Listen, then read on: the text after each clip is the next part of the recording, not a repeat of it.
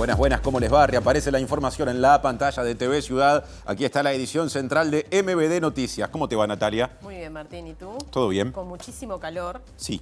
Tal como se anunció, lo que no ocurrió en el sur fue la llegada de las lluvias y tormentas. Se sigue esperando la lluvia porque el pronóstico la mantiene, pero Sí. claramente en momentos, digamos, o en periodos que no coinciden con el anuncio que dimos ayer. Se va ajustando con el tiempo, ¿no? Sí, exactamente. Hay que seguirlo paso a paso. Ya habían anunciado que con esta inestabilidad podía ocurrir cualquier cosa en cualquier momento, así que ahí estamos. A no darlo por superado. El que sí se superó es el año legislativo, por lo menos en términos formales, porque la Asamblea General cerró su cuarto periodo de la actual legislatura con 113 leyes promulgadas, por lo que este año fue el que tuvo más leyes aprobadas durante el actual gobierno. La cifra es menor, sin embargo, que la registrada en los cuartos años de los 4 gobiernos anteriores. Por ejemplo, en los del expresidente Tabaré Vázquez se aprobaron 209 y 143. En el del expresidente José Mujica, 121 leyes, en el cuarto año de Mujica. Y en el cuarto año del gobierno del expresidente Jorge Valle,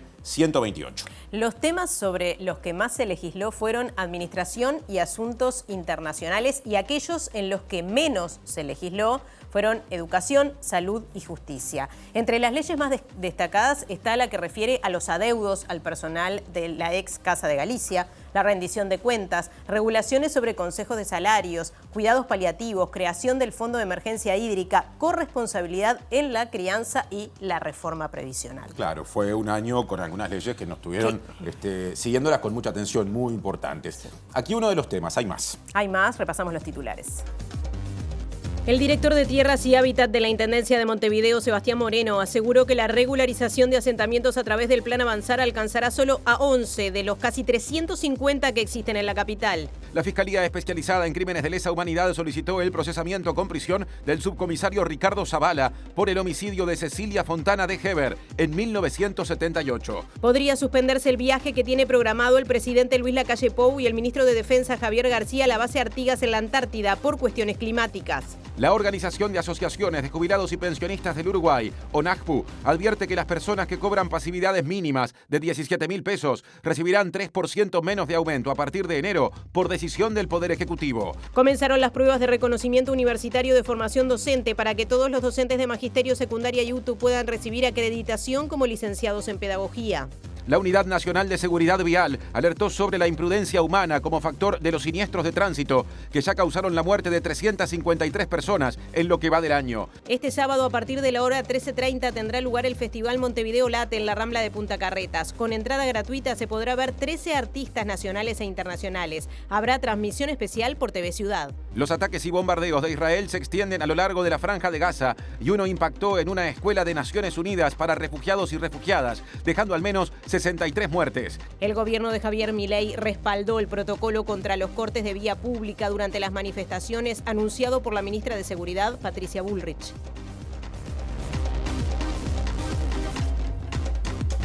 Nos pueden ver a través de la pantalla de TV Ciudad, a través de tvciudad.uy. Nos pueden seguir en vivo a través de YouTube o escuchar hasta hoy, último día de 2023, a través de Uniradio, la radio de la Universidad de la República, que entra en su periodo de vacaciones.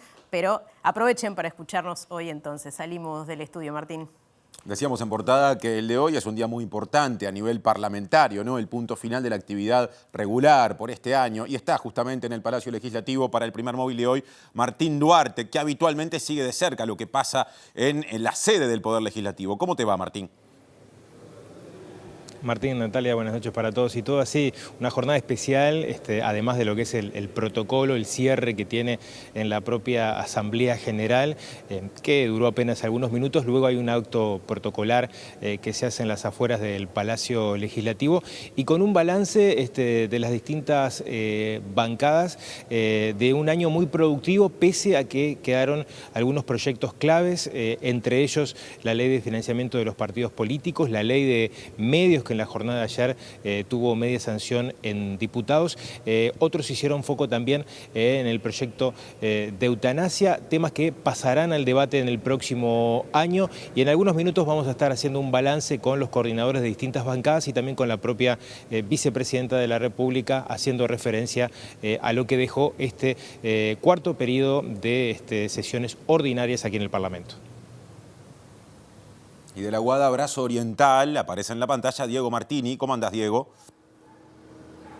Martín, ¿qué tal? Buenas tardes para todas y todos. Nos encontramos en Brazo Oriental, pero vamos a hablar de un tema que tiene que ver con Villa Española, pensando en lo que son los protocolos y la reunión que tuvo el Ministerio del Interior con vecinos y vecinas y organizaciones civiles de esa zona por los hechos de violencia que se están generando. El Ministerio del Interior trabajó en un protocolo de seguridad para enviar a centros educativos de la zona de Villa Española. Hay preocupación en el Codicen porque no tienen mucha idea sobre este protocolo y no les ha llegado.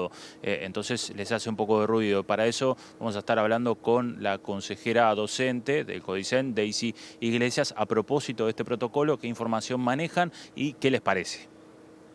Bien, decíamos que es el cierre de la legislatura y Julieta Núñez Tomás estuvo estudiando mucho para hacernos un pequeño resumen. ¿Qué se puede adelantar, Julieta? Bueno, ¿qué vamos a poder decir sobre el 2023 en leyes, de alguna manera? Porque fueron muchas, 118 leyes promulgadas en 2023, el año de este periodo de gobierno con más leyes promulgadas, y vamos a estar metiéndonos de lleno en el contenido, cuáles fueron las leyes más destacadas, un año con muchas leyes destacadas además y que mantuvieron la agenda viva en el Parlamento y también periodística, así que vamos a estar compartiendo algunos destaques del 2023 y las leyes, como les decíamos, aprobadas en 2023.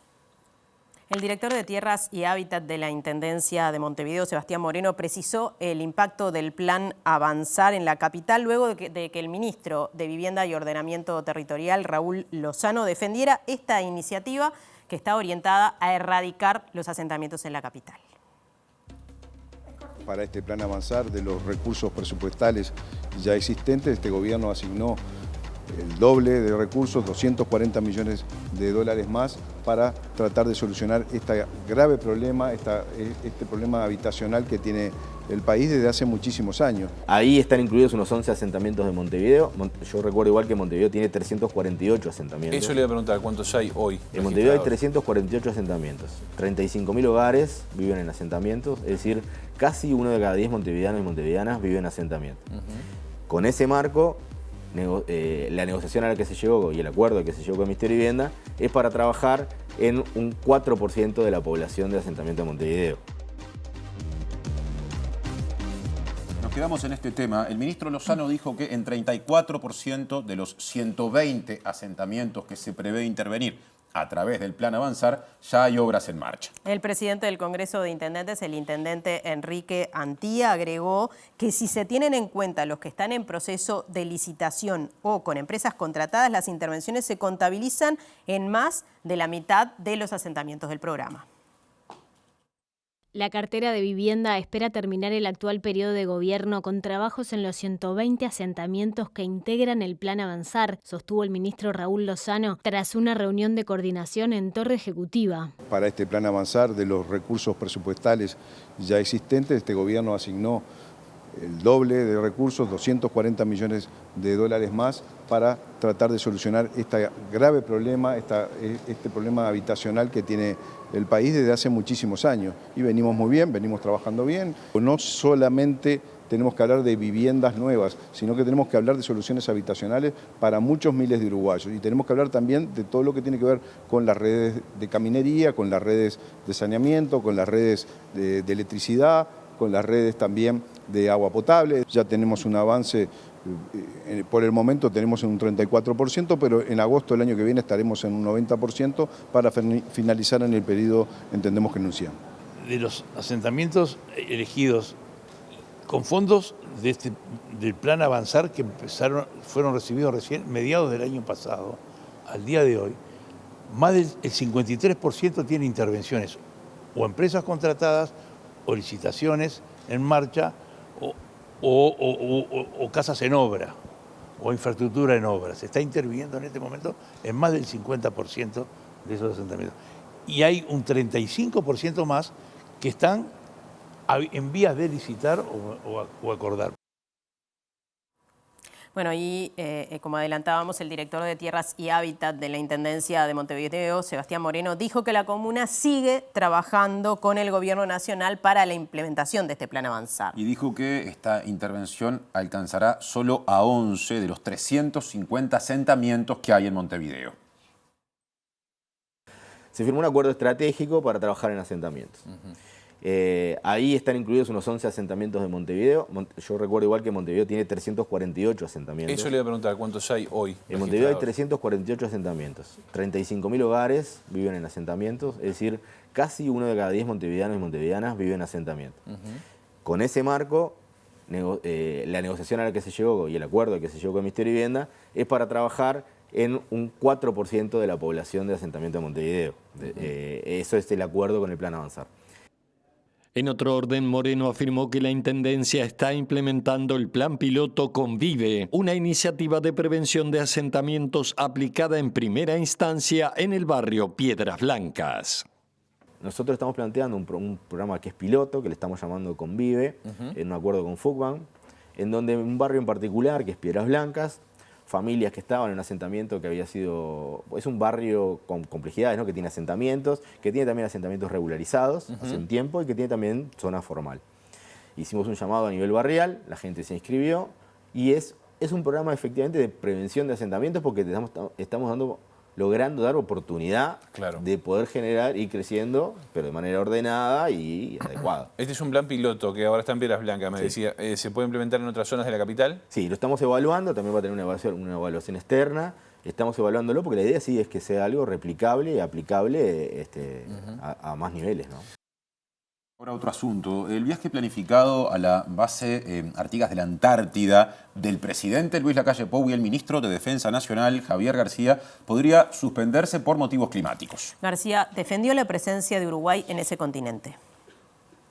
A la Antártida cuando se vuela hay que tener lo que se llama la ventana meteorológica. Y hoy el comandante de la Fuerza Aérea me comentaba que el piloto, el comandante del avión, decía que para el lunes no iba a estar, no había posibilidades de la ventana, no estaba, así que no había condiciones climáticas. Esperemos tener información para poder concretarlo. En principio, si el martes las condiciones mejoran, ahí sí se hace el viaje. Sí, esa es la idea. Esa es la idea. Por eso se había incluso fijado 3 días para estar 1, porque quienes hemos ido y quienes conocen saben que todo está dependiendo del clima. Después sí ya no hay oportunidad de alguna forma de poder hacerlo. Ya son 2 preguntas y lo veremos después. ¿Cambia en algo que el presidente vaya en compañía de sus 3 hijos en lo que tiene que ver con la actividad que cumple en la Antártida? La actividad es una actividad que tiene, como hablamos creo que el otro día, un fin muy importante que es ratificar y comprometernos, una vez más, con la participación y la presencia de Uruguay en la Antártida.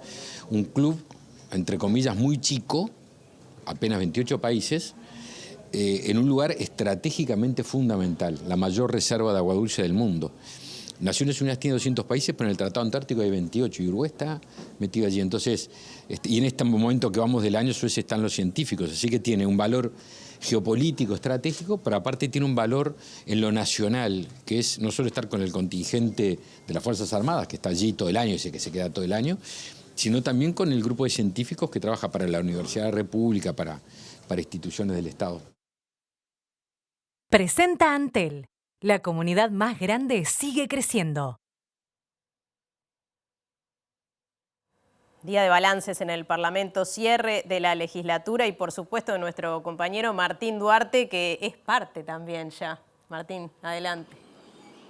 No llovió nada, ¿cómo amagó? Yo no puedo creer de las distintas miradas, de las distintas bancadas a propósito de lo que dejó este año de sesiones ordinarias, más allá de que la próxima semana va a haber trabajos de comisiones aquí en el Parlamento y lo que queda pendiente también para el próximo año. Le agradecemos este momento al senador Germán Coutinho del Partido Colorado para hacer una primer mirada de lo que dejó este 2023, donde se acumularon una cantidad de proyectos importantes. Bueno, ¿qué mirada tiene el senador acerca de lo que dejó este periodo? Fue un año intenso, realmente yo creo que en verdad el punto de partida de este periodo legislativo, más allá de que hoy estamos cerrando puntualmente uno de ellos y ingresamos en el último, creo que hubieron 2 temas bastante ejes, ¿no? Uno es que en sí el cambio de gobierno generó el impulso de una ley de urgente consideración que terminó llevando e impulsando 475 artículos, en verdad en ese contexto de varias leyes en un mecanismo único. También, en realidad, un cambio en todo lo que se puede hacer, algo puntual de lo que fue el desarrollo de haber estado mucho tiempo en pandemia, lo que generaba que no se podía sesionar de otra manera que presencial, pero igualmente se evitaba la mayor cantidad de presencialidad posible para sobrellevar todo lo que estaba sucediendo. Por lo tanto, siempre ha tenido particularidades. Por lo tanto, al tener esas particularidades de arranque, empieza a generarse una presión de varios proyectos de ley, tanto del gobierno como de la oposición, tanto de los legisladores como del Poder Ejecutivo, que termina encimando esto que tú decías, que genera que hoy estamos cerrando el cuarto periodo electoral, pero el martes ya estaremos sesionando en sesión extraordinaria, además de algunas que otras comisiones que se seguirán reuniendo y que tienen la autorización correspondiente. El martes vamos a estar sesionando con otro proyecto de ley. Pero el balance yo siempre muchas veces lo hago desde el contexto de qué sucedió en una rendición de cuentas.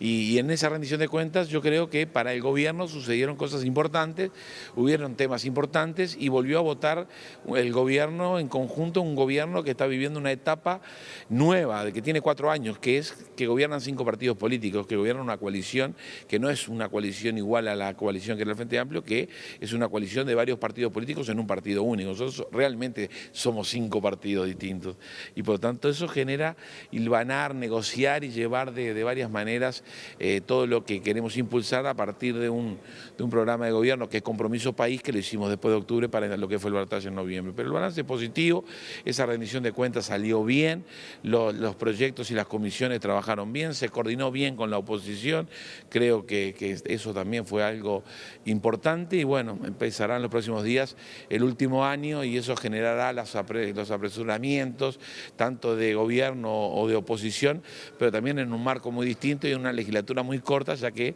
lo que se viene es el cierre y en lo que se viene es algo que termina tempranamente, teniendo en cuenta que el país nuevamente va a estar de elecciones, por suerte, a fines de junio, a fines de octubre y a fines de noviembre. Hablamos con algunas bancadas, la propia vicepresidenta daba su mirada acerca de lo que dejó esta legislatura y algunos proyectos que quedaron pendientes de este año, ley de medios que ayer tuvo media sanción en diputados, la ley de financiamiento de partidos políticos que quiero consultarle, bueno, qué mirada y qué sensación le dejó al Partido Colorado, que de alguna forma algunos legisladores manifestaron esa dilatación que tuvo, que por ahí no era la mirada que tenía la bancada colorada. ¿Qué sensación le dejó que se haya postergado para el próximo año y con la incertidumbre de que salga, ¿no? Acá lo que sucede también es que en todos estos contextos se necesitan los consensos y los acuerdos para integrarla. Cuando estamos hablando de ese tipo de cosas, estamos hablando de algo que tiene que generar el mayor consenso posible de todos los partidos políticos.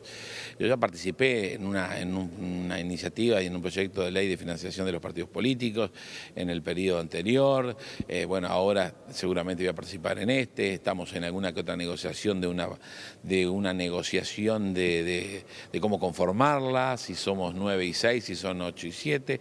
Pero lo importante es que se va a tratar, que se va a manejar y que en verdad ya tiene media sanción y yo creo que va camino a ser ley. Por lo tanto, es uno de los temas pendientes que requería demasiada negociación, que requería demasiada información, que había contradicciones en varios de los aspectos, pero que seguramente nos espera que definitivamente se transforme en ley y que esa media sanción que votó diputados en las últimas horas sea un pronto proyecto a que lo terminemos de conformar en el Senado de la República. Otro proyecto que me decías era el de... Ley de medios que, bueno... Ley de medios que también, bueno, fue una cuestión puntual y, bueno, hubieron varios graves y urgentes y seguramente eso va a suceder, siempre pasa en los temas de los tiempos finales, muchas veces no son los tiempos de las comisiones, siempre es bueno que cada proyecto de ley vaya a comisión, las comisiones son quienes asesoran al plenario, pero a veces también los tiempos son otros y hay que ir sacando algunos que otros proyectos de ley y se irá utilizando el mecanismo de grave y urgente o muy pronto empezará a sesionar la comisión permanente y se ocupará de toda la tarea legislativa. Senador, muchas gracias por estos minutos, muy amable. Senador Germán Coutinho, dando la mirada del Partido Colorado, consultamos a otros legisladores, el caso de la senadora Graciela Bianchi, que esto decía a propósito de lo que dejó la legislatura y en particular hacía hincapié de que se podía haber aprobado algún otro proyecto más en este periodo. Uno nunca está conforme, ¿no? La verdad que se trataron leyes importantes Yo integro la Comisión de Constitución y Legislación y tenemos mucho pendiente. Hay leyes que llevan mucho tiempo. Para mi gusto se demora demasiado en las comisiones con el objetivo de citar a toda la sociedad civil, a las cátedras. Al final terminamos siendo nosotros inoperantes. Esa es una autocrítica que yo hago. El balance es, yo diría, que puede y debe rendir más, pero no porque nosotros no trabajemos. La gente tiene la idea que nosotros trabajamos poco. Les puedo garantizar que no. Trabajamos mucho en las comisiones. Siempre nos queda esas ganas de haber aprobado más proyectos. De cualquier manera, ahora viene, por ejemplo, la ley de financiamiento de los partidos o el mejoramiento de la democracia, que se va a instalar acá en la comisión en la Cámara de Senadores. Ha habido varias leyes que han sido importantes para el país. Y mientras Bianchi le daba ese concepto casi escolar de puede y debe rendir más, el trabajo de los legisladores, estuvo también en el foco del cuestionamiento el tono que se ha llevado, sobre todo algunas de las últimas sesiones, el caso de Casa de Galicia, y Amanda de la Ventura, coordinadora de la bancada del Frente Amplio, hacía referencia a algunos de los proyectos aprobados, el caso de la reforma jubilatoria y la propia rendición de cuentas, que no son de la óptica del Frente Amplio, y los cuestionamientos también a las leyes que quedaron pendientes. Mirando el año, uno ve que la coalición de gobierno fue por el camino ese que hemos dicho otras veces, de retrocesos y de preocupación para nosotros, porque mirando uno ve uno de los proyectos que más tristeza nos dio, creo que a toda la bancada, es el de corresponsabilidad en la crianza, un título precioso, pero que conlleva peligros para nuestros niños y niñas y adolescentes. Luego también la reforma jubilatoria, que en última instancia hace que se tenga que trabajar más años y ganando menos jubilación. Y bueno, hay una rendición de cuentas que apuntó a eso también, ¿no? Apuntó más a los Maya Oro que justamente a los trabajadores y trabajadoras y a quienes menos tienen. Apostamos a que estos proyectos, ya sea el del financiamiento de los partidos y el de eutanasia, se puedan llevar adelante, porque incluso hay, según nos han dicho, no ha sido conmigo el tema de ese diálogo, pero con algunos compañeros, hay un compromiso de que sí van a aprobarse el de financiamiento de los partidos, han dicho la fecha de abril, y bueno, en realidad todavía quedan algunos temas, como tú decís, pendientes. Presentó Antel. La comunidad más grande sigue creciendo. Y siguiendo en tema, les contamos que la vicepresidenta de la República, Beatriz Argimón, que es la presidenta de la Asamblea General, valoró positivamente el rendimiento legislativo del año que en esos términos ha terminado hoy justamente en el Palacio Legislativo. Y habló de las iniciativas prioritarias pendientes para los legisladores, que son el proyecto de ley de medios, el de financiamiento de los partidos políticos y el de eutanasia. Es un cierre de año realmente bueno en términos de trabajo, no solo de producción legislativa, sino para algo que a nosotros es importante, abrir el Parlamento para el debate de distintos temas. ¿Cuáles son, a su juicio, los tres principales proyectos prioritarios que tiene el Poder Legislativo para el año que viene?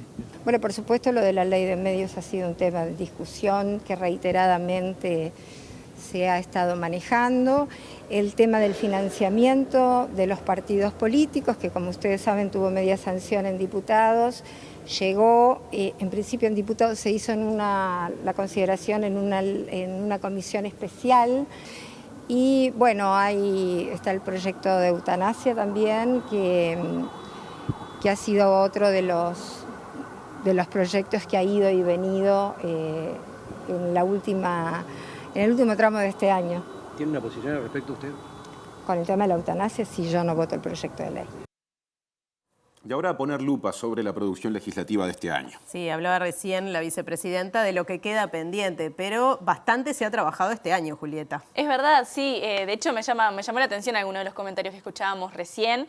Vamos a repasar las leyes que se promulgaron, las leyes que se aprobaron en 2023, es decir, las leyes que salieron del Poder Legislativo. Y fueron 118 este año, un número bastante importante. De hecho, es el número más importante en lo que va de este periodo de gobierno. Hubo 62 leyes aprobadas en 2020, 76 en 2021, 88 en 2022 y termina el 2023 con 118 leyes. Estaban hasta hoy, en el último minuto, sumando una ley allí donde lo publica el Parlamento en la página web justamente del Poder Legislativo. Y otra manera en que podemos observar de alguna manera este desempeño legislativo de 2023 es si comparamos otros cuartos periodos, digamos, ¿no? Bien. O sea, otros cuartos años de gobiernos anteriores. Y fuimos hasta todos los que comprende este siglo en el que estamos. Si lo comparamos con el último gobierno del Frente Amplio, es decir, el segundo gobierno de Tabaré Vázquez, hubo 143 leyes aprobadas en el cuarto año. Si lo comparamos con el segundo del Frente Amplio, hubo 121, o sea, ambos tuvieron un poco más de leyes. El que tuvo muchas más, un número mucho más importante, fue el primer gobierno del Frente Amplio, el gobierno de Tabaré Vázquez. O sea, si estamos mirando allí en el año 2008, fueron 209 leyes aprobadas y el primer gobierno de este siglo, digamos, el gobierno del Partido Colorado, el presidente Valle, tuvo 128. O sea que, si bien fue un año muy importante en términos legislativos para este periodo de gobierno, si comparamos con otros cuartos años, todos tuvieron más cantidad de leyes que fue, como les decía, fueron 118. Más allá de los números, que a veces no necesariamente dicen mucho, porque allí hay de todo, ¿no?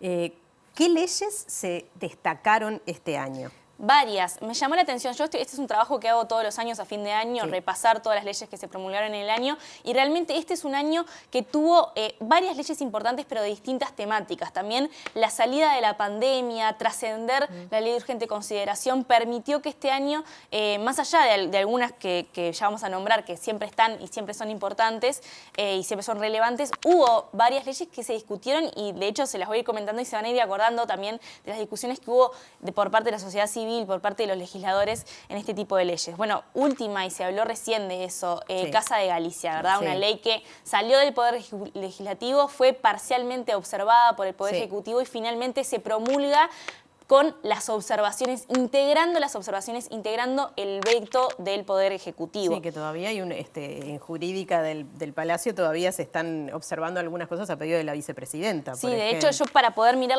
la versión final tuve que ir al repartido, no está publicada todavía en la página del INPO esta ley.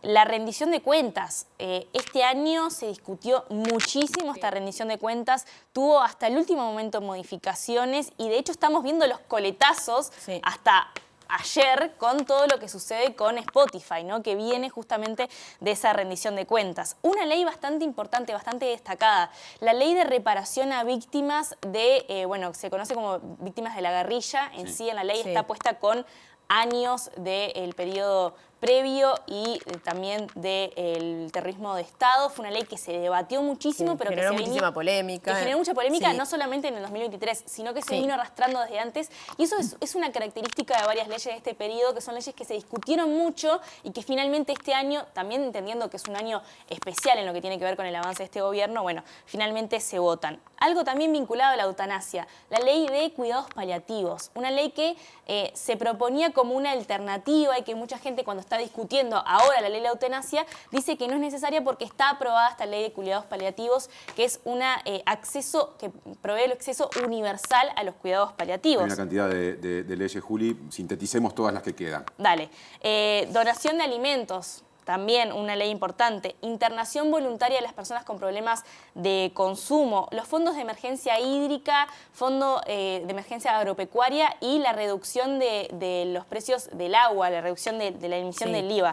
El Consejo de Salarios, también bastante discutido. La corresponsabilidad en la crianza, Sí. la mencionada recién Amanda de la Ventura, un tema que se discutió mucho. Muchísimo. Y el nuevo sistema previsional común. Bueno, quizá la más importante o casi Sí. de las del año que pasó. ¿Qué pasa con el resto, con las no mencionadas? ¿Hay leyes significativas ahí? Bueno, de estas 118 que decíamos, en realidad, en el análisis que yo hago, solo 49 de estas 118 tienen algún tipo de impacto en la sociedad, porque hay leyes que tienen que ver con la administración y demás que no tienen un impacto real, y si bien es un número mucho más superior que años pasados, el año pasado las leyes sustantivas, como decíamos, fueron 42, o sea que están en estas leyes concentrándose gran parte de la importancia de lo que fue este año. Bien, ¿y sobre qué tema se legisló más? Bueno, ese es el análisis que siempre hacemos. Si me acompañan a pantalla, voy a pasar a mostrarles. Dividimos las leyes, estas 118 leyes, en sus respectivas temáticas para ver sobre qué cosas se legisló. Aquí vamos a poder ver en una primera instancia el total de leyes. Hay una más de administración que se sumó a último momento, así que son 33. Pero ven que internacional y administración, 33 y 33, son las que más peso tienen en esta legislatura, y pasa siempre. Y son leyes que en realidad no cambian, no cambian la sustancia de la población, porque tienen que ver con autorizaciones, con aprobaciones, con designaciones. Por eso en la siguiente placa, ahora sí, vamos a ver en concreto realmente cuál fue las leyes que más impactaron ahora sí en la sociedad. Y lo que podemos ver es que predominan las leyes que tienen que ver con trabajo, con un 35%, 18 leyes. Allí hay seguros de paro, subsidios, está la ley de Casa de Galicias, el Consejo de Salarios, y también hay 3 leyes de impulso laboral que son muy importantes. También le sigue a trabajo las leyes de orden social, que en realidad engrosan este número 4 leyes de pensiones graciables que no impactan a toda la sociedad, pero sí hay muchas de las que destacamos más temprano, tienen un carácter social, por ejemplo, todas las que comprenden el nuevo sistema previsional común. Luego le siguen las leyes vinculadas con cultura, que si bien son 7, no tienen un gran peso porque tienen que ver con algunos reconocimientos, también conmemoraciones, la generación de alguna estatua o cuestiones así, o sea, no hay un peso cultural tan importante en estas 7 leyes. Luego le siguen las leyes de economía, que este año sí fueron importantes. Estamos hablando de la rendición de cuentas, una ley que continúa, cierra de alguna manera la discusión sobre gas Sayago, el Fondo de Emergencia Hídrica, la exoneración del agua minera, como decíamos, y también el Fondo de Emergencia Agropecuaria. Y luego está allí, en una misma cantidad de números, las leyes sobre salud y sobre educación. En salud sí hay unas leyes importantes, y en educación más o menos, digamos, no tienen un peso tan importante. Luego están las leyes vinculadas a justicia, corresponsabilidad en la crianza y modificaciones vinculadas a la responsabilidad de los fiscales. Una que tiene que ver con seguridad y una que tiene que ver con ambiente. Esta es una novedad, de hecho la tuve que integrar, esta de ambiente, que fue la declaración del venado de campo como especie protegida. Esa fue la única ley de ambiente. Y este es una especie de análisis más cuantitativo de las leyes, pero les invito a que el lunes nos acompañen, porque vamos a estar haciendo un análisis más cualitativo de qué significan estas leyes, de qué peso tuvieron, y también quiénes la presentaron, y eso de quiénes la presentaron tiene mucho que ver con el vínculo entre Poder Ejecutivo y Poder Legislativo. Así que lo vamos a estar analizando con un politólogo.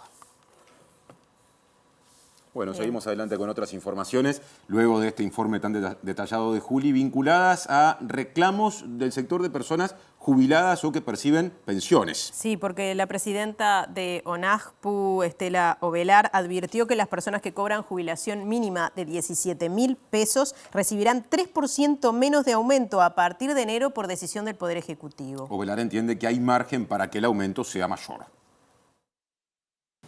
Pensamos, no tenemos todavía la cifra oficial, que se puede llegar a un 9. Bienvenido sea.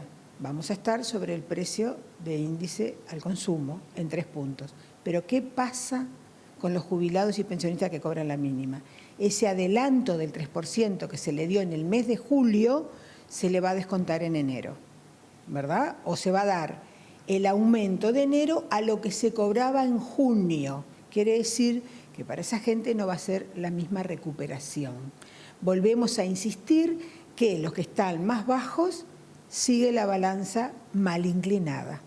porque los que no cobran la mínima, los que no cobramos la mínima como jubilados, vamos a tener el ajuste, pensemos que sea un 9, el 9 total.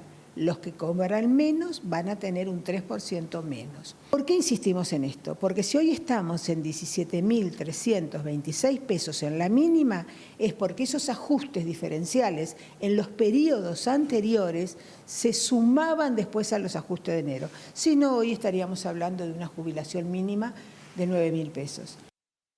Otro asunto, la Fiscalía Especializada en Crímenes de Lesa Humanidad solicitó el procesamiento con prisión del subcomisario Ricardo Zavala por el homicidio de Cecilia Fontana de Heber, que ocurrió en el año 1978. El policía también está vinculado a otros crímenes cometidos durante la última dictadura cívico-militar. La imputación fue informada por el diario El Observador y se produce 45 años después del crimen tras valorar una prueba que fue ocultada durante varios años. El oficial imputado estuvo vinculado con la detención y muerte del maestro Julio Castro. Cecilia Fontana, madre del senador Luis Alberto Heber y esposa de Mario Heber, falleció tras beber vino envenenado que fue enviado a su domicilio como regalo a su esposo, que integraba el triunvirato del Partido Nacional durante la dictadura. Botellas con vino envenenado también llegaron a los domicilios de Luis Alberto Lacalle Herrera y Carlos Julio Pereira. En su dictamen, Percivale vinculó el crimen con un intento de cortar las incipientes negociaciones para promover la reapertura democrática. Según el fiscal, el crimen fue un complot encabezado por el Servicio de Información y Defensa para descabezar a la cúpula del Partido Nacional. Para Percivale no cabe lugar a dudas que detrás del crimen estuvieron el general Amaury Prandt y el coronel José Nino Gabazo, así como los jerarcas de la Dirección Nacional de Inteligencia Víctor Castiglioni y Hugo Campos Hermida. Percivale fundamentó la imputación contra Zavala en que sus huellas dactilares aparecieron en la botella enviada a Cecilia Fontana. La aparición de estas huellas no responden a un error de manipulación, como alegó el oficial, ya que esa botella nunca pasó por la Dirección Nacional de Narcóticos, donde él cumplía funciones. Y el abogado Javier Barrios Bove, abogado que representa a la familia Heber, aseguró que el pedido de procesamiento de la Fiscalía afirma una línea de investigación que se venía siguiendo desde hace años. Dijo también que espera que la Suprema Corte de Justicia rechace el recurso de inconstitucionalidad presentado por la defensa de Zavala para que de esa forma la justicia pueda dictar el procesamiento. Es una forma de confirmar la línea de investigación que veníamos trabajando hace muchos años, de que esto fue un atentado político que buscaba descabezar a las primeras figuras del Partido Nacional y que tuvo como triste consecuencia la muerte de Cecilia Fontana de Heber. Después de 45 años de lo ocurrido, estamos más cerca de conocer la verdad y de que se haga justicia. La defensa ha interpuesto varios recursos, entre ellos el de inconstitucionalidad. Daremos todas las garantías del debido proceso, garantías que otros uruguayos no tuvieron en la dictadura. Y bueno, esperaremos cautos, pero esperanzados de que por fin se conozca los responsables y se haga justicia. Por las familias, por las víctimas y por todos aquellos que han luchado, como por ejemplo el profesor Carlos Julio Pereira, para que se conociera la verdad y que hoy, si esto ocurre, no la va a poder ver. Este expediente va a la Suprema Corte de Justicia, se va a tener que expedir la Suprema Corte de Justicia y en función de lo que ella decida, el máximo órgano de nuestra judicatura, seguiremos. Esperaremos que lo que diga la justicia, la Suprema Corte de Justicia, y si vuelve al juzgado, como eso esperamos, que no se haga lugar a la inconstitucionalidad, seguir los procesos y ver qué es lo que falla la jueza.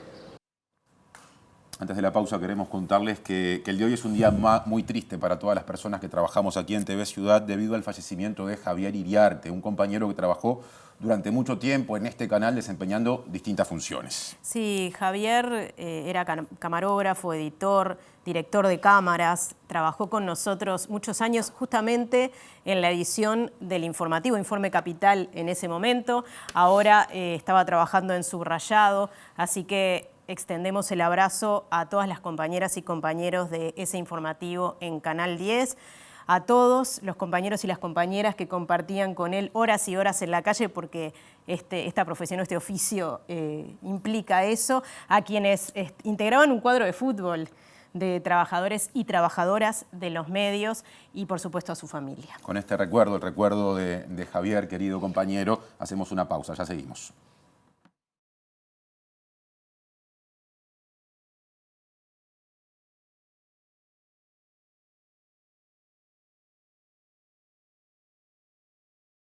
Protocolos de seguridad en centros de estudio. De eso nos va a hablar ahora nuestro compañero Diego Martini, que está en la zona de Brazo Oriental. Diego, adelante. Así es, Natalia, como habíamos adelantado, el Ministerio del Interior, tras una reunión en el barrio Villa Española, preparó un protocolo de seguridad para aplicarse en distintos centros educativos, y de esto vamos a estar hablando con Daisy Iglesias, consejera docente del CODICEN. Daisy, gracias por estos minutos. Nos contabas que recién estuviste en la zona de Villa Española. ¿Qué información pudiste recabar y qué información manejás del protocolo? En primer lugar, les voy a hacer una aclaración para ti, para la audiencia. El Ministerio del Interior no dispone protocolos para la ANEP. La ANEP está esperando si el Ministerio del Interior tuviera una propuesta para recibirla y considerarla. En ANEP hay un mapa de ruta de situaciones de violencia en centros educativos que puede ser extendida a situaciones complejas para primaria. Hay uno similar que está en tratamiento para secundaria y está en discusión con UNICEF en este momento, y hay un plan de convivencia. Pero no tenemos ningún protocolo, ni el Ministerio del Interior puede disponer protocolos para el ente autónomo. Es necesario que haga saber los criterios y el ente lo adoptará. Lo otro que tú me preguntabas, sí, efectivamente uno debe estar en contacto con la realidad, ¿verdad? Así que hoy estuve en Villa Española, estuve en la escuela pública de la zona, estuve en el jardín de infantes de la zona y estuve en el liceo de la zona.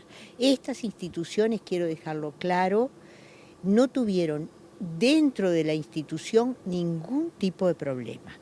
Están funcionando normal y correctamente.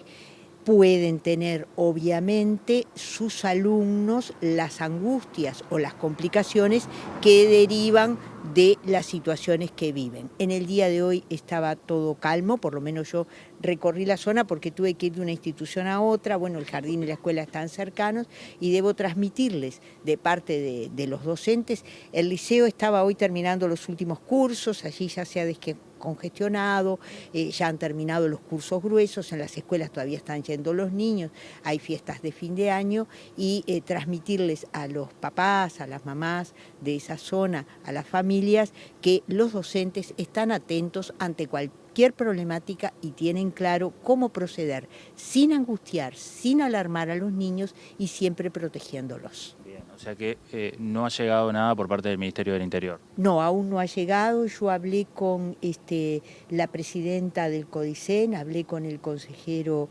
Gavito, no había llegado nada, a mí tampoco. Sé que estuvieron presentes en una reunión con el Ministerio, directores de instituciones de la zona y el subdirector de primaria, pero recibir formalmente una propuesta de protocolo o de acordar criterios aún no se ha recibido. Y debo decirles que para la educación estas situaciones no son nuevas. Ustedes recordarán unos cuantos años atrás hubo situaciones similares en otro barrio de Montevideo, que en este momento está trabajando bastante bien, e incluso sus alumnos fueron a una presentación musical en el Sodre como cierre de cursos hace escasos días. Sí, Iglesias, le agradecemos por estos minutos. Por favor, a su disposición siempre. Volvemos a estudios, compañeros.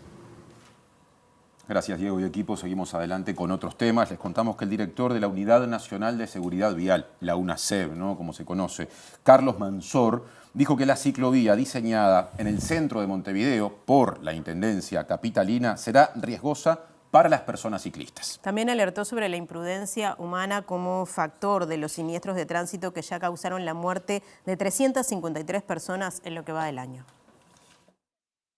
Hoy por hoy, nosotros que recorremos prácticamente todo el interior, hemos visto que las rutas, por suerte, se ha trabajado mucho y muy bien. Están muy bien las rutas, están muy bien señalizadas. Ahora se está corrigiendo el tema de la velocidad.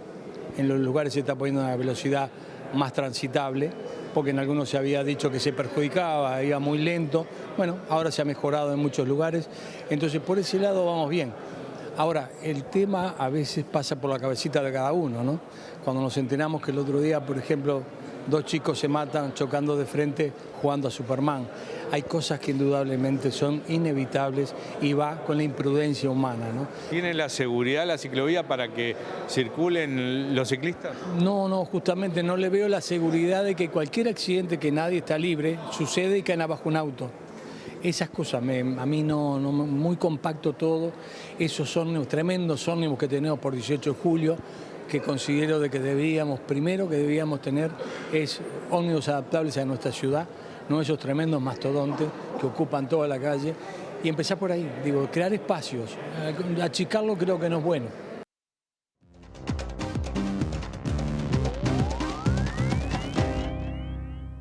Columna cultural en 2 actos de viernes con Valeria Tanco. Yo estoy, como ven, con las manos llenas y viene de panza llena la cosa hoy. Ya nos dirá por qué, Vale. ¿Cómo andás, Vale? Así es. ¿Cómo estás? ¿Todo bien? Todo bien.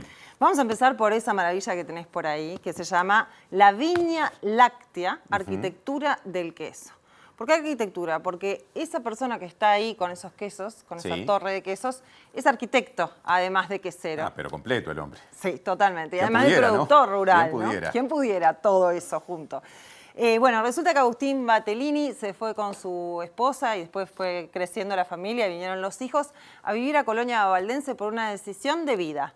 Quiso irse al campo, estuvieron buscando con sus ahorros dónde comprar y terminaron en Colonia Valdense, por suerte para todos nosotros, los uruguayos. La Ruta 1 tiene eso, ¿no? Sí, sí. Y bueno, y ahí en ese libro no se empieza en realidad, está todo muy, es una estructura, es una arquitectura muy interesante, pero en algún momento está toda la historia de cómo ellos llegaron a Colonia Valdense, cómo se hicieron su lugar, encontraron su lugar allí y cómo fueron haciendo diferentes actividades que tenían relación con el campo, ¿no? Y con la producción. Y allí aparecieron los quesos y no se fueron nunca más. Y La Viña ahora es uno de los productores de quesos más importantes que hay en este país, de los nuevos, ¿no? Claro. De estos agroecológicos, con búsquedas distintas, en fin, muy gourmet. Y se encontró con Alejandro Sequeira, que Alejandro Sequeira para todo lo que tenga que ver con fermentados y está por ahí, y lo que tenga que ver con el campo. Y a partir de eso empezaron a soñar con hacer un libro, hace como 3 años ya. Y nació esta maravilla que cuenta la historia de la viña, pero también tiene las recetas para hacer los quesos de la viña, si uno se anima. Y también tiene algo más sencillo, que es recetas asociadas a los quesos de la viña de cocineros uruguayos o de por acá, que ellos seleccionaron porque son como de alguna manera amigos o referentes. Y bueno, entonces con ellos hacen platos. O sea que tenemos de todo. O sea, podés aprender a hacer vos, ¿no?, el queso, o a usarlo ya hecho en otras preparaciones, lo que me parece que es más sencillo para quienes estamos lejos de ese nivel de conocimiento. Totalmente, pero además también podemos encontrar la historia del queso, también desperdigada, ¿sí? En esto que tiene Alejandro Sequeira, ¿no?, que es el que hizo la edición gráfica. En este caso, él tiene muchísimos libros, pero en este caso está más desde ese lugar de la composición, y bueno, él es diseñador gráfico y se nota también allí. Otro que es multitarea, y ya lo vamos a ver eso en la segunda parte de nuestro encuentro. Si te parece bien, Martín, nos vamos con Alejandro Sequeira hablando de este maravilloso libro, que en estas épocas, así, cuando uno hace su cartita a Papá Noel, es un buen libro recomendable porque bueno, es un libro muy importante, ¿no? Es como un regalo importante que uno se puede hacer o hacer. A tenerlo en cuenta en las cartitas si es que se siguen usando. Ahí está, pedirlo. Vamos a ver a Alejandro entonces. Hace casi 2 años que comenzamos con Agustín Battellini a pensar en la idea de trabajar en un libro sobre quesos. La obra está concluida. Les cuento que Agustín Battellini y familia viven en Colonia Valdense. Allí tienen una posada de campo que se llama La Viña, Ecostyle. Y entre todos sus proyectos esencialmente agroecológicos, el tambo ha sido un puntal de los últimos años y los quesos creados por Agustín han marcado la escena productiva de alimentos saludable y gourmet de alta calidad, por cómo se hace, de dónde proviene. Creo que como ha pasado en Uruguay con otros universos que se han abierto, como el tema de la calidad del café, la calidad de la cerveza, este libro va a ayudar mucho para poner en valor también esto, la apertura de un universo sobre el sabor, las texturas, los distintos quesos que se hacen en Uruguay, y nada mejor que empezar por el trabajo que ha hecho Agustín, que hace Agustín, y este libro es una invitación en realidad a saborear y a dejarse motivar por este universo increíble de la Viña Láctea. Presenta Mercado Agrícola de Montevideo, en el corazón de un barrio donde late la ciudad. Mercado de Historias. Mercado de Historia.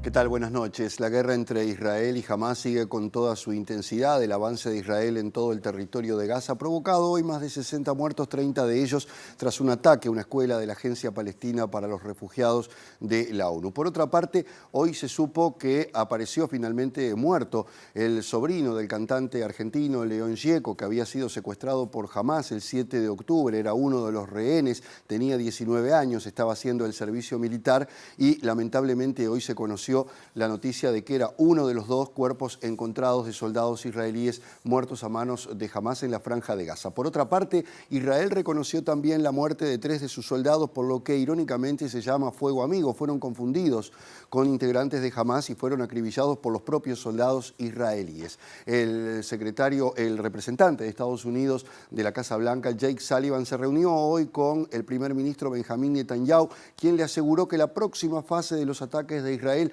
van a estar concentrados en Hamás y no tanto en bombardeos que puedan afectar a la población civil. Estados Unidos ha hecho mucho hincapié en este aspecto para preservar la situación de los civiles en Gaza, donde ya hay casi 20.000 muertos luego de los ataques. Los bombardeos del ejército de Israel han sacudido las ciudades de Gaza, Maghazi y Jan Yunis, en donde un ataque a un centro educativo implementado por Naciones Unidas mató aproximadamente a 33 personas, al menos 4 de ellas niños, según información de la cadena catarí Al Jazeera. El asesor de Seguridad Nacional de la Casa Blanca, Jake Sullivan, confirmó que sostuvo conversaciones muy constructivas con el primer ministro Benjamín Netanyahu, quien le adelantó que la próxima transición que su gobierno planea para el conflicto se centraría en atacar a los dirigentes de Hamás por encima del bombardeo masivo de la actualidad, luego que Estados Unidos manifestara su intención de evitar más bajas civiles. Israel admitió este viernes haber matado a 3 rehenes israelíes que estaban cautivos dentro de la franja, a los que identificaron erróneamente como una amenaza, luego que las fuerzas de defensa abrieran fuego contra ellos, al tiempo que recuperó los cuerpos de otros 2 soldados muertos a manos de Hamás, uno de ellos el argentino Ron German, sobrino del músico León Gieco, quien fue secuestrado el pasado 7 de octubre tras la incursión de Hamás. Mientras tanto, hoy se viralizaron imágenes de la CNN turca, donde un fotoperiodista palestino identificado como Mustafa Farouf fue brutalmente golpeado por soldados israelíes cuando se encontraba en las afueras de la mezquita de Al-Aqsa en Jerusalén, tratando de reportar mientras cientos de fieles palestinos acudían a la oración de los viernes, la más importante de la semana para los musulmanes, el cual debió ser internado con múltiples heridas. El gobierno argentino respaldó las medidas anunciadas ayer por la ministra de Seguridad, Patricia Bullrich, que va a tener además la primer prueba de fuego el próximo 19 y 20 de diciembre, cuando, como ya está anunciado, se celebren manifestaciones en ocasión de recordar aquellos episodios del año 2001 tras la caída del gobierno de la Rúa y la posterior represión que terminó con la muerte de decenas de personas en la República Argentina. Hay por allí todo un debate porque se ha dicho que estas medidas anunciadas por Bullrich tienen alcance federal y que todas las provincias deben acatarlas, aunque se ha matizado por parte de algunas, incluido la ciudad de Buenos Aires, donde se ha apelado a medidas propias. Por allí va a estar la discusión, pero seguramente va a ser un día de mucha tensión, donde podrían aplicarse estas medidas que ya anunció la ministra de Seguridad. Patricia Bullrich anunció que las 4 fuerzas federales más el Servicio Penitenciario Federal van a intervenir ante cortes, piquetes y bloqueos, sean parciales o totales. Además, anunció que se presentará un proyecto para establecer penas de 3 meses a 2 años de prisión a quien estorbare o entorpeciere el normal funcionamiento de los transportes por tierra, agua o aire. La ex candidata de Juntos por el Cambio afirmó que el propósito del protocolo es cumplir la ley y remarcó que el gobierno tiene una decisión tomada de que la forma de pedir o buscar un beneficio social ya no es por la vía del corte. Sin orden no hay libertad, afirmó. Bullrich aclaró que las fuerzas de seguridad tendrán el objetivo de dejar liberado el espacio de circulación, pero que se va a poder manifestar en la vereda. Y aseguró que quienes lleven niños a las protestas como escudos serán duramente sancionados y que los buses que transporten manifestantes, así como sus conductores, serán retenidos por la policía. La titular de seguridad dijo que se va a trabajar de forma preventiva en las estaciones de tren ante aquellas personas que vayan con palos, caras tapadas o formas de participar de una manifestación intentando no ser reconocidos, y que los costos de la seguridad los pagarán las organizaciones políticas, sociales o sindicales que convoquen la manifestación. Para la liberación de las vías bloqueadas, los cuerpos del orden emplearán la mínima fuerza necesaria y suficiente, que será graduada en proporción a la resistencia, y se establece un protocolo de actuación que proteja en su accionar a las fuerzas federales. En Brasil se acerca un nuevo choque de poderes luego de que el Congreso brasileño levantara el veto del presidente Lula da Silva a la denominada ley del marco temporal, que establecía que los pueblos indígenas debían reconocer o demostrar que estaban en sus tierras ancestrales antes de 1988. Esto indudablemente va a generar, como decíamos, un choque de poderes entre el Supremo Tribunal y lo que decide el Congreso brasileño, que dio por tierra con el veto de Lula, que había generado mucha expectativa y alegría en los pueblos originarios porque no daba lugar a esa ley de marco temporal. Sin embargo, el Congreso brasileño, dominado por conservadores y terratenientes, muchos de ellos que responden al expresidente Jair Bolsonaro, votaron por amplia mayoría levantar el veto. Sin embargo, ahora hay otra instancia de decisión por parte del Supremo Tribunal que podría echar por tierra esta votación, pero generar allí un conflicto de poderes que, en definitiva, veremos cómo se dilucida, porque están en juego cientos de reservas indígenas en todo Brasil. Mais uma derrota para toda a humanidade. En una sesión conjunta entre la Cámara y el Senado, el veto fue rechazado por 321 diputados y 53 senadores y recibió el apoyo de 137 diputados y 19 senadores. La ley en cuestión es parte de la cruzada de los terratenientes y ganaderos brasileños para amasar más tierras tras el veto de Lula a la tesis del marco temporal, que establece que los pueblos indígenas sean expulsados de sus tierras en proceso de demarcación, en caso de que no demuestren que se encontraban en ellas antes del 5 de octubre de 1988, cuando se promulgó la Constitución. Ese criterio, que pone en riesgo el futuro de cientos de reservas en Brasil, fue rechazado en septiembre por los jueces del Supremo Tribunal Federal en un juicio que duró más de 2 años, y en octubre, al justificar el veto, Lula dijo que el criterio de marco temporal incurre en un vicio de inconstitucionalidad y contrario al interés público, porque usurpa los derechos de los pueblos ancestrales. La diputada indígena Célia Jacriabá calificó el marco temporal como una tesis anticivilizadora en Brasil y dijo que la anulación es una derrota de la humanidad, ya que los indígenas son considerados los mejores guardianes de la selva ante el avance de la deforestación y otros crímenes ambientales. La anulación del veto es una derrota para Lula, muy comprometido con la causa indígena desde su llegada al poder, tras meses de negociaciones con la oposición en un Congreso donde los aliados del expresidente Jair Bolsonaro, entre ellos los terratenientes, tienen mucha influencia, y plantea un nuevo choque entre los poderes en Brasil, que inició el Congreso, que promovió este proyecto para convertir en ley lo que la Corte Suprema rechazó en favor de los indígenas. Presentó Mercado Agrícola de Montevideo, en el corazón de un barrio donde late la ciudad. Mercado de Historias. Mercado de Historia. Agenda local. Hoy culminó la gestión de Isaac Alfie como director de la Oficina de Planeamiento y Presupuesto, la OPP, que depende de la Presidencia de la República, y precisamente el presidente de la República, Luis Lacalle Pou, lo reconoció por su trabajo, le agradeció el trabajo realizado en este tiempo. Lacalle Pou recordó que el compromiso inicial de Alfie era permanecer en el cargo por 2 años y valoró especialmente que finalmente lo haya hecho por casi 4. Además reconoció el don de gente y el afecto, textuales palabras del saliente director de la OPP, quien en adelante se dedicará a la actividad privada y no realizará campaña política. En su lugar asumirá el contador Fernando Blanco, quien se venía desempeñando como director de Finanzas Públicas del Ministerio de Economía y Finanzas. Blanco es un funcionario de carrera del Banco de Previsión Social y fue director suplente del Tribunal de Cuentas. Ha representado al gobierno en distintas negociaciones presupuestales con el Parlamento y se lo considera un hombre de confianza de Lacalle Pou. Otro asunto, cambios en el Ministerio de Desarrollo Social en este caso, porque Sandra González renunció al cargo de directora del Centro de Atención a las Víctimas de la Violencia y el Delito, que depende justamente del MIDES. González es militante nacionalista del herrerismo y meses atrás, desde el Frente Amplio, se señaló que la ONG Seguridad y Justicia, que es dirigida por González, recibió un préstamo millonario del Ministerio del Interior. En aquel momento, el senador frente amplista Charles Carrera cuestionó la partida otorgada a esa asociación civil. Cambiamos de agenda. Comenzaron las pruebas de reconocimiento universitario en formación docente para que docentes de magisterio, secundaria y UTU puedan recibir acreditación como personas licenciadas en pedagogía. Además, esto les habilita a tomar cursos de posgrado y postularse a cargos académicos. 6.000 docentes pueden realizar las pruebas entre hoy y mañana y los resultados se van a conocer en 90 días. Los y las docentes se enfrentan a una prueba con varios componentes. Se les evalúa en comprensión lectora, producción de textos y habilidades tecnológicas. Y otro que no califica, pero que al Ministerio le parecía importante, al Ministerio de Educación le parecía importante evaluar, que es el de inclusión educativa, que es la capacidad de responder a las distintas necesidades que encuentran los docentes en el aula.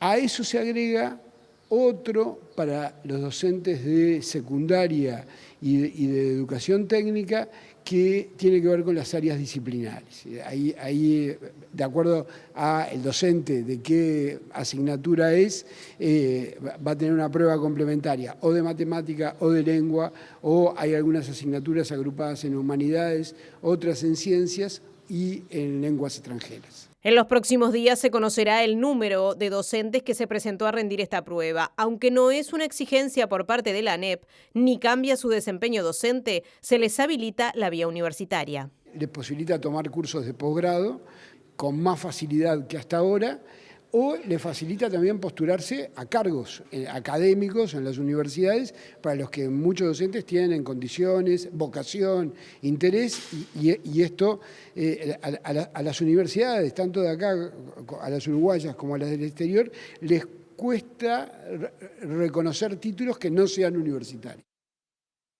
Cambiamos de tema porque mañana en la Rambla de Punta Carretas se realizará la edición 2023 de Montevideo Late, un festival masivo y que aparte se desarrolla con entrada gratuita que va a convocar artistas nacionales y también del extranjero. La actividad dará inicio a los festejos por los 300 años de la fundación de la ciudad de Montevideo y será transmitida por TV Ciudad. La grilla será inclusiva y actuarán DJ Fuega, Matías Valdés, DJ Mica Sapín y Loli Arana, Facundo Balta, Anita Valiente, Mari Dil, Eli Almic, DJ Sanata, Mota, Fabiana Cantilo, Luana, DJ Paola Dalto y la banda Miranda. A propósito de estas actividades, el director de la Asesoría de Desarrollo Municipal y Participación de la Intendencia de Montevideo, Federico Graña, explicó que además de quienes integran la grilla, diversos programas e iniciativas de la comuna tendrán lugar en el Late. Acá se expresa o se concentra el cierre de una cantidad de actividades. El ABC Deporte y Juventud, la presencia de las políticas de ABC Deporte en más de 250 espacios con niñas, niños y adolescentes, los trabajos de salud, los trabajos vinculados a género. Eso se va a estar expresado acá en todo lo que va a pasar acompañando este festival, pero sobre todas las cosas expresa una concepción de esta administración que es la utilización del espacio público como espacio de encuentro, como espacio de disfrute, como espacio de celebración y a su vez el acceso gratuito a la cultura. Digo que acá se condensa todo esto y esto va a ser mañana. ¿Qué recomendaciones para las que se prevén decenas de miles de personas que estén presentes aquí mañana? Varias recomendaciones. Abrimos puertas 13:30. El único ingreso va a ser desde el Teatro de Verano. Esto lo explicamos a todos y todas. Es importante porque si no lo que se nos genera es una aglomeración si tenemos los dos ingresos. Y por cuestiones de seguridad queremos estar tranquilos de que va a ser un día muy caluroso. Por eso también agregamos en esta tranquilidad del único ingreso, agregamos también más puntos de hidratación. 3 series, una película y mucho para degustar. Me parece que viene por ahí la segunda parte de la columna cultural de Valeria. Sí, ahí está, porque si nos vamos desde el mundo del queso, lo abrimos un poco y nos vamos a unas propuestas de documentales, de series documentales. Empezamos por la de la cocinera Samin Nosrat, que se llama Salt, Fat, Acid, Heat. Esto es sal, grasa, ácido y calor. Pero todo eso... Sí, y ella dice que estos 4 ingredientes, estos 4 asuntos, estos 4 elementos son lo que conforman la magia de la cocina. Repetilos en castellano. Sal, grasa, ¿sí? Ácido y calor. Ajá. Entonces ella va capítulo a capítulo, son 4 capítulos, es una serie que está disponible en Netflix, capítulo a capítulo va con uno de ellos. Cada uno tiene su capítulo. Cada uno tiene su capítulo. Entonces en la grasa, en el capítulo de la grasa, se va a Italia. Se va a Italia a conocer aceite de oliva, se va a Italia a conocer quesos, se va a Italia a conocer carnes. La grasa es como un hilo conductor ahí. Ahí está. Entonces, bueno, ella nos va contando eso, cómo estos elementos o el calor en el último capítulo van armando y haciendo el corazón de la cocina. Es una maravilla porque además ella es muy buena comunicadora y bueno, nos lleva por todo el mundo. Entonces eso también, ¿no? Vamos viajando y conociendo y reconociendo sabores. Después, en el mismo sentido, ella además venía de un libro, ¿no? Porque ella partió de un libro esta serie. En el mismo sentido, otra que partió de un libro se llama Cooked. Otra serie. Cocinado, otra serie. Otra serie también en Netflix, que también tiene 4 capítulos. Ahora los 4 capítulos son con los elementos. Los capítulos son tierra, fuego, aire y agua. Hay otro hilo ahí entonces. Hay otro hilo. Pero también hace esto, ¿no? De las búsquedas. Y en el capítulo de tierra, de Cooked, se aborda la fermentación. Y en particular en el queso y el chocolate. Ajá. El queso está presente por ahora en todo lo que has mencionado en lo que va En de absolutamente todo. Y ahora vamos a ir a otro mundo. Porque, ¿qué pasa? Alejandro Sequeira, que lo veíamos con el libro, tiene muchísimas publicaciones. Y además tiene una obsesión, algo que lo obsesiona, que es el mundo fungi, el mundo del reino de los hongos. Claro. Este reino que subió a reino desde hace muy poquito, ¿no? Antes los hongos eran parte del reino vegetal, ¿no? Cuando estudiábamos en la escuela. Bueno, ahora son un propio reino. Y Alejandro se dedica a la divulgación, a la investigación, o sea, él es todo lo que tenga que ver con los hongos y otros asuntos también, por ejemplo el queso, por ejemplo los panes, en fin. Pero los hongos es uno de sus fuertes. De hecho, él hace también senderismo con el tema de los hongos, hace divulgación de ese tipo, claro, ¿no? Y tiene varios libros. Entre ellos, por ejemplo, Hongos silvestres comestibles en Uruguay. Hay una guía visual de las especies en Uruguay de hongos que se llama Hongos, que es buenísima, la recontra recomiendo. Y después hay una con Laura Rosano, con la productora Laura Rosano, en doble tapa, una tapa para un lado y otra tapa para el otro, que de un lado son frutos nativos y del otro son hongos silvestres. Medio libro y medio libro. Pero entonces, bueno, quiero recomendarles sobre los hongos, o sea, nos pasamos a los hongos, quiero recomendarles Fantastic Fungi, que es una película documental que está también disponible en Netflix, que encara el tema de ese reino que desconocemos absolutamente, de cómo se conectan entre ellos, de cómo promueven la conexión entre las plantas, de cuánto nos ayudan y cuánto hacen por todos nosotros, claro, de miles de maneras. Por algo están, ¿no? Digo, hay que empezar siempre por ahí. Ahí está. Y bueno, y también de los usos que se están buscando y se les están dando, ¿no? De todo tipo también. Así que la recomiendo mucho, está en Netflix. Allí está narrado por la actriz Brie Larson y aparece Paul Stamets, que es un micólogo muy interesante, todo lo que habla él también, y tiene varias charlas TED, la pueden encontrar. Fantastic Fungi, entonces. Y por último, nos vamos a una ficción. A ver. Todas estas realidades son hermosas, ¿no? O sea, el mundo real da para muchísimo. Pero ahora nos vamos a una ficción que es The Bear, que es una de mis series favoritas de los últimos 2 años. Está en Star Plus, tiene 2 temporadas, cada una de ellas tiene 8 capítulos. Es súper maratoneable en un fin de semana nomás, aunque yo no lo recomiendo porque hay que verla con pausas para mí. Es una serie que habla de un muchacho que trabaja en un restaurante que tiene estrellas Michelin en Nueva York. El hermano fallece, ellos son oriundos de Chicago, y él vuelve a hacerse cargo de un lugar de sándwiches que tiene el hermano, de una cantina. Vuelve al llano. Vuelve al llano. Como para hacerle honor a ese hermano. Y bueno, y ahí empezamos a conocer la historia de este personaje maravilloso y de todos los personajes maravillosos que están aquí. Las cocinas más de cantina y las cocinas de esas con un régimen militar, ¿no? Esas que están muy ordenadas, y una combinación entre ambos y bueno, es un placer verla. Dan ganas de comer a veces, pero también dan ganas de llorar, de reír y de muchas cosas. En este diciembre tan lleno de despedidas, de mesas a menudo con mucha cosa para picar, estuviste a tono y nos dejás con algo para ver. Los dejo porque otra cosa que tiene maravillosa de ver es la banda sonora. Es una maravilla, es una diversidad increíble. Vamos a ver Half a World Away de R.E.M., de uno de sus discos más conocidos. Es una canción veterana, pero es una de las que más me gusta, de la que apareció en The Bear.